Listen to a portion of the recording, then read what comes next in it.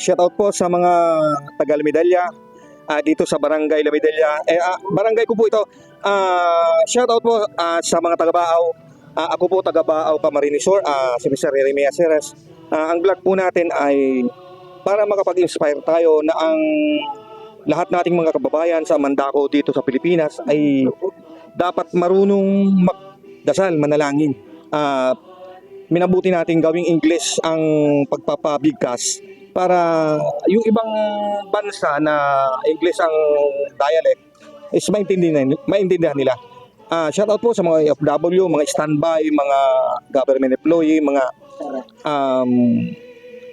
basta nagtatrabaho, security guard, mga drivers, lahat po. Shout out po mga estudyante, shout out po. Nandito po ako para si Mr. Ano pangalan mo, sir? I am Alain. Alain. Papabigkasin natin sa kanya ang Our Father. English po, minabuti natin English para maintindihan ng iba. Para maka-inspire tayo na ang lahat dito sa social media na gumagamit ng cellphone ay marunong magdasal. Hindi lang cellphone ang dapat hinahawakan, pag-aaral at trabaho, kailangan din. Kasi sila, tapos sa trabaho, alas 5, at wala na silang pasok.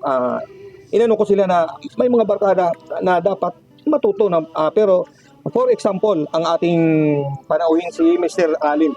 Sige, Mr. Alin, magkakaroon ka ng watch at rosary bracelet na bless na siya. Pinabless na natin para pag masuot siya, bless na siya. Parating niyang suot at para hindi siya maka-ano siya ng anumang mga kamalian pag suot-suot niya yun. Siyempre, naalala niya si Jesus Christ at ang ating Ama. Ito ay paghihikayat natin para sige, para ang bawat isa matutong lumapit sa Diyos. Ito hindi pagyayabang, ito hindi natin ginagawa para sa magpatawa. Ito ay seryoso. Ginagawa natin to. Sige, Mr. Alin, simulan na muna. Our Father. Our Father who art in heaven, in this thy gift. Puro lang to. Holy be your name. Holy be your name, thy kingdom come, thy will be done on earth as it is in heaven. In this thy gift. Give us this day. From will be done on earth as it is in heaven. Give us this day our daily bread. All daily bread. Forgive us. Sige ulit. Sige. Ulit. Our Father. Ulit. Our Father. Walang tawanan kasi seryoso. Our Father. Our Father, who art in heaven, hallowed be thy name, thy kingdom come, thy will be done on earth as is in heaven. In this day of the daily bread, forgive us our sins as we forgive and trespasses against us. And lead us not into temptation. Lead us not into Ay, temptation. sala na kami. Lead us. And never temptation and this kind of amen. But deliver us from heaven. Amen. Sala na boy. Kasi hindi tapat, hindi yung puso mo na talagang. Pero kahit papaano din, kailangan natin na matuto sila. Kahit yung mga standby natin dito. Yan. Dapat matuto din silang manalangin. Ito si Mr. Alin. Mr. Alin, tanggapin mo ang natin. Kasi pinangakuan ko siya na may watch siya. Pero kailangan maano mo uli yung Our Father, ha? Gusto ko matuto ka. Our Father. Aman niya mo ani. Okay na yan. Yung rosary bracelet.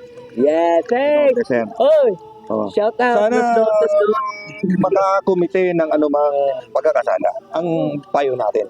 Sige. Salamat. Follow us. Yung mga kasama natin, bibigyan natin ng mga yung mga tawag doon, bibigyan natin sila ng rosary bracelet. Ito mga kasama natin. Wait muna. Ito yung mga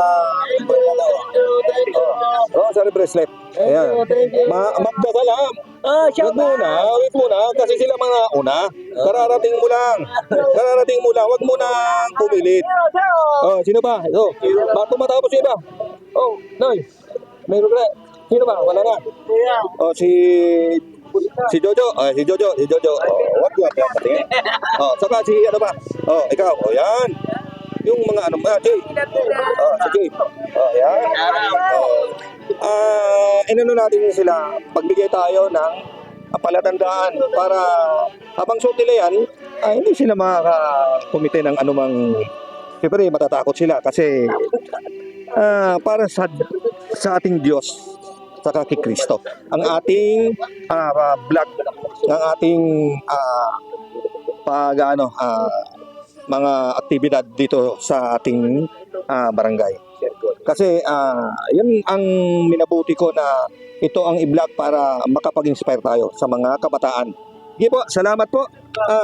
Ay may ano po pala ako, may pangako ako kay ito halika rito pare. Pangako ko sa kanyang watch. Noon pa na pakita mo, noon pa pinangakuan ko na siya. Ito.